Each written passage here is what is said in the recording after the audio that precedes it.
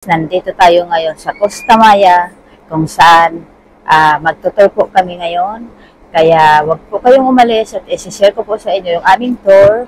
At kararating lang po namin ngayon dito guys. At mag-start po kami ng aming walking. So maganda po itong lugar na to. Maraming historical po dito na makikita nyo. Kaya wag po kayong umalis at isi-share ko po sa inyo itong gagawin kong video. Okay? So stay tuned! So, ayun po, yung aming sinakyan na bus at may mga tao.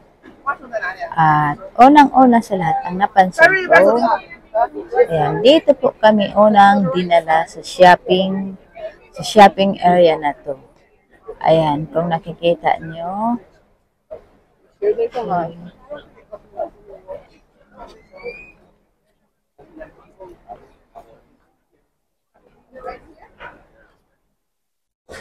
So, marami pong mga tao rito ngayon. Ayan.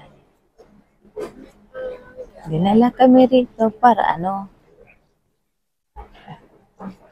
mag-shopping.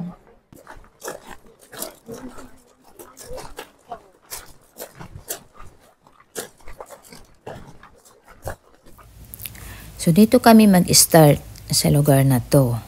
Yung pupuntahan daw namin, paakyat daw yun. Kaya kung sino daw yung mga mahina na umakyat, pwede daw dito lang maiwan at magantay. Kasi marami daw aakyatin. So itong lugar na to guys, kung nakikita nyo yan. Yan, historical daw yan. Ito daw yung mga pinupuntahan ng mga tourist. Ayun, kung makikita nyo, diba? Yan, nag-explain yung aming tour guide. Ayan, makikinig muna tayo kung ano mga sinasabi niya. So, nakikinig tayo ngayon guys sa explanation ng ating tour guide. Nila rito. May history po dyan. Kaya pakikinggan ko muna.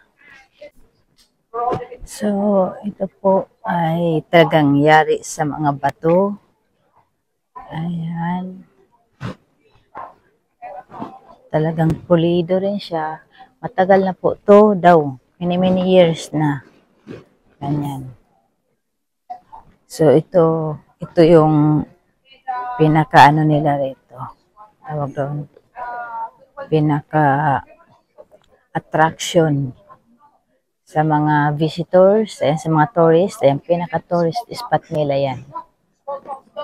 Ayan. Bawal umakyat doon sa taas. Ayan, may mga harang. Yung mga hagdan may mga harang.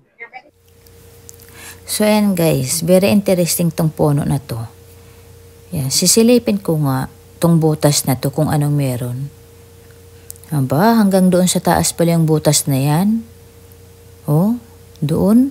Grabe no, puro ugat siya. Ayan, kung makikita nyo yung loob niya, kayang pasukin ng isang tao. Basta wag lang malaki. Wow, ngayon lang ako nakakita ng ganitong puno. Diba, very interesting talaga siya. Dito naman tayo, ayan yung aming tour guide. Ini-explain niya sa amin na dito daw ang maraming siling maanghang at saka yung mga paminta. Ayan, dito rin matatagpuan sa lugar na to. Ayan, meron siyang kinuhang dahon. Ini-explain niya sa amin, pinapaamoy niya sa amin yung dahon na yan. Ayan, dito daw yan makikita sa lugar na to. Napakabango. Yan, isa sa mga pangunahing ng mga tao rito. Ang ganda ng puno, tingnan nyo. Very relaxing tong lugar na to kung talagang adventurous ka, dito ka pumunta. Ayun, another na naman yung pupuntahan namin. Ayan, akyatin natin ang lugar na to. Ayan, diba? Another akyat na naman. So, yung mga kasama ko na hindi sila pwedeng umakyat at saka yung may mga edad na, naiwan lang sila sa baba. Yung kayang umakyat, katulad ko, syempre, kaya ko pa naman talaga umakyat. Tingnan natin kung anong meron doon sa pinakatuktok. Pero meron pa rin daw pong mga doon sa taas makikita natin.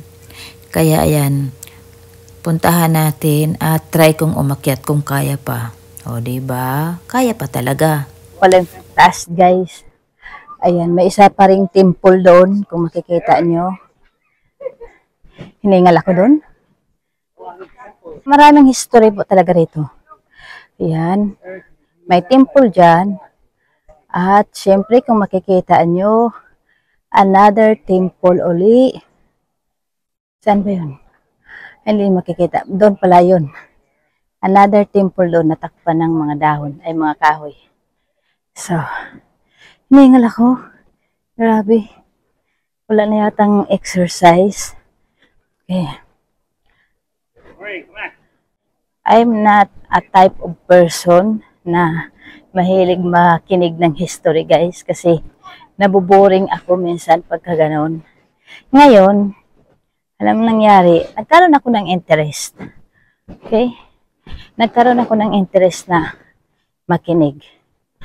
So, okay naman yung history. Yung pinakauna na pinuntahan namin, sabi nung guy ay 500 years. 500 years na daw yung na-abandon. At hanggang sa nakapag-decide yung archipelago, ganun, na i-rebuild uli yung ano na yun,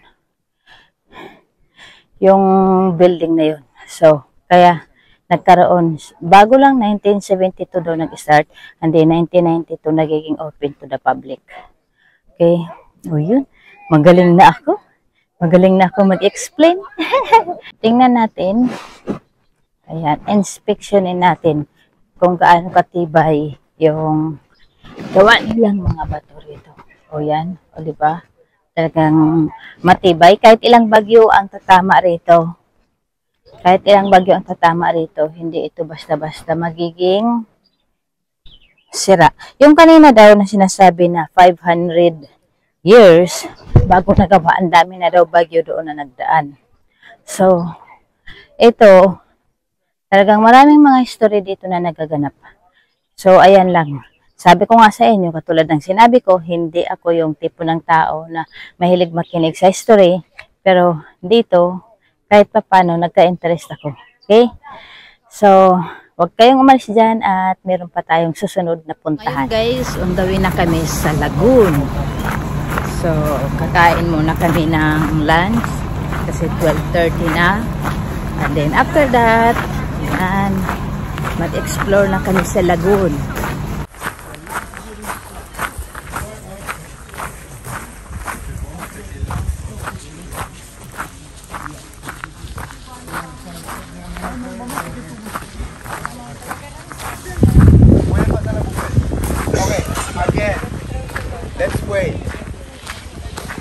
Look, we have lunch here, so you can find your spot. How much right there? How much right there as well inside of the water? That's the only bar that we have. Okay? And then next structure, that's where the restrooms are, Soliet. And then the restaurant are the last wooden... So, ayun guys, lunch time muna namin ngayon. Ayan, kakain muna ako dahil ako'y nagugutom na rin. Tanghali na po, kaya kain-kain muna tayo para hindi tayo magutom. At ayan, dito tayo ngayon maliligo. Mukhang malamig nga ang tubig. Pero kailangan makaligo ako. Sayang naman yung pinunta ko rito kung hindi ako maligo. Bahala na. Ayan, nandito na ako. Oh my gosh, ang lamig nga ng tubig. Tingnan nyo. Ang lamig. Ay, nako. Ang lamig-lamig. Pero once na makalublob ka na sa tubig, ayan, hindi na masyadong malamig. Komportable ka na. Yung sa umpisa lang, medyo manlalamig ka talaga.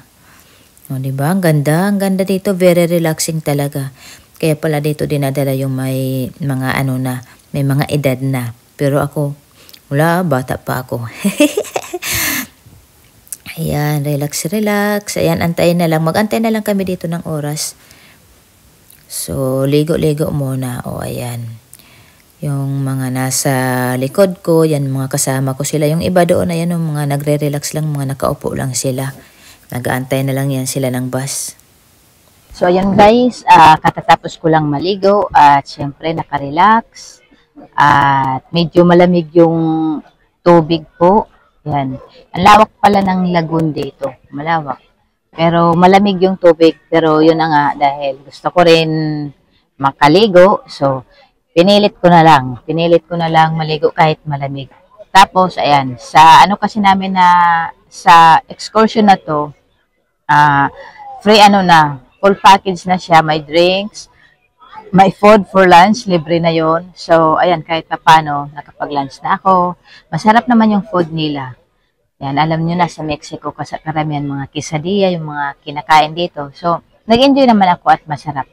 So, yun lang, medyo peaceful yung lugar na to. Ayan, may extra pang-ingay doon. So, ayun. Yun lang guys, ang may share ko sa inyo na kahit paano, nag-enjoy naman ako sa excursion na to. At maya-maya lang konti. Mag-stay lang kami dito ng 1 hour and 45 minutes kasi mga 1 hour pa guys yung biyahe namin papunta doon, pabalik sa cruise ship. So, antabayanan nyo na lang ang pagbalik namin mamaya, okay? Kasi ito na yung last namin. Bale, 2 lugar lang pala yung pinunta namin, yung yung first, yung lang yung tungkol doon sa history. At pangalawa na yung dito. So, parang nagre-relax lang din kami dito. So, yun lang guys, huwag kayong umalis at ako'y magbabalik pagdating namin doon sa port. Yan, isa-share ko pa sa inyo at doon ko tatapusin yung aking video. Okay, so stay tuned. Bus na muna kami ngayon guys. Yan, balik na kami sa aming service. Dahil tapos na yung aming excursion. Nandito na tayo ngayon guys sa port. Nakabalik na kami. Ayan, ipasyal ko muna kayo dito sa shopping area nila rito. At meron din ditong magagandang view. Ayan, kung makikita nyo, ipapakita ko to sa inyo ha. Wait lang. Ayan. Lakad-lakad muna tayo. Papasok ako doon sa loob. Ayun. Marami kang makikita rito. Maraming mga bilihin dito. Pera lang ang wala. O ayan, nakikita nyo yung mga nakasabit-sabit. Ang ganda mamili, di ba?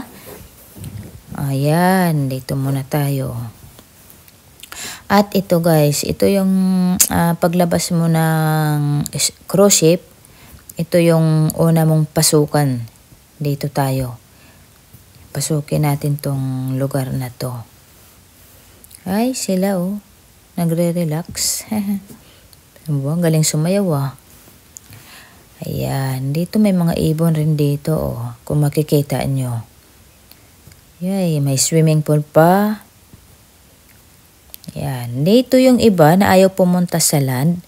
Ayan, baka may mga kumukuha rin dito ng excursion. Hanggang dito lang sila. Pwede sila mag-swimming dito. May mga bar din dito at saka restaurant. Kaya nandito na tayo sa loob. Ang ganda din dito, oh. Marami mga rito eh. Pwede ka mag-relax. Yan, kung ayaw mong sumama sa excursion. Kasi minsan yung excursion malayo eh. Tag 1 hour ang biyahe. So dito, may mga bar, may mga shopping area. Pero dito lang po ito sa port. Hindi ka pa makakarating mismo doon sa pinaka-downtown nila. Ayan, yung may mga edad na hindi na kaya sa mga excursion, dito lang sila pumupunta. Katulad ng asawa ko. Hanggang dito lang siya mag-ikot-ikot. Sarap ng buko. Ay, namiss ko yan. Ayan, dito na po. Ayan, nakikita natin yung sign na Costa Maya. Ayun, yung aming cruise ship. Papasok na po ako, guys. So, ayun guys. Nandito na po ako at malapit na akong umakyat dyan. Medyo malayo pa ang mga lalakarin ko pala. Konti lang. So, dito ko natatapusin yung aking vlog. Sana nag-enjoy kayo sa video na ginawa ko ngayong araw na ito. At syempre naman, ako rin nag-enjoy po ako sa aking pag-i-explore. At thank you po sa inyo. Abangan nyo pa ang susunod kong mga gagawing video. At sana huwag kayong magsawang sumuporta sa akin. At masaya po ako sa pag-share sa mga vlog ko na ito. At yun lang masasabi ko po sa inyo. Thanks for watching.